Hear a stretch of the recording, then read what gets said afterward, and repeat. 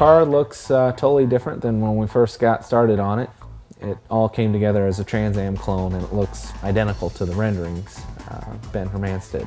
So it looks just like what I was hoping it would look like. The stance is right. It turned out pretty good. I think the spoiler kit and the stripe kit from year one is probably the biggest effect. Chrome pieces came from year one as well. Taillight bezels had the rear bumper chromed. Grille pieces, front headlight bezels. The hood came from Glass Tech. That is a fiberglass hood, company up in Chicago. And they make really good fiberglass. It's pretty straight. The hood scoop, that piece came from Glass Tech as well.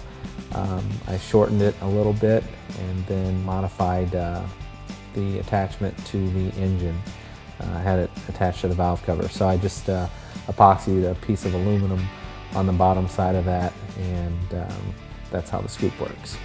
So on the interior, I shot the cage black, and the Kirky front seats, they're aluminum, and they have pretty tall walls on it, so it's kind of tricky getting in and out of the seats. You just can't slide in and out of them, which obviously they're designed that way, so when you're cornering really hard, you stay in the seat. Went with autometer gauges, and I just took the factory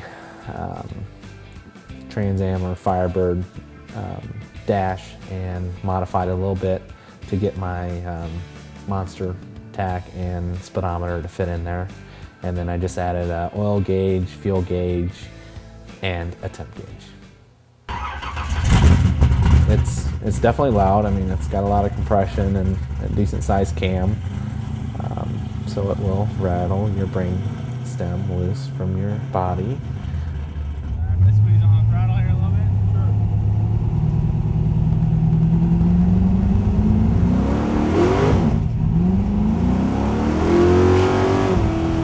With the power that it makes, it's different than anything I've had in the past. I've always had boosted applications, and you go after the throttle and you wait and it comes in smoothly.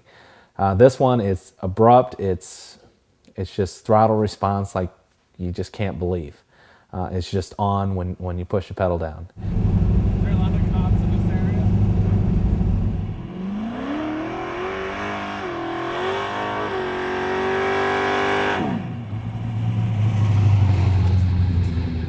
Handling and braking. It's amazing to have a car that can turn and not a lot of body roll, and the braking is there. We've got the bare brakes, and then we have the Hydro Boost from Hydrotech. So the goal of the car is to do double duty. We want to do some road racing with it and do some drag racing. Drove it to the track, 28 degrees of timing, went 10:49 at 131. 60 foot was a 155. Car pulls the wheels with just a 155 real lazy lead. So that part of the chassis works. So unfortunately, we didn't get that on film. Just a quick test for me, just to see where the car was. But definitely, we're going to be heading to the track, and we're going to show you footage of both drag racing and road racing.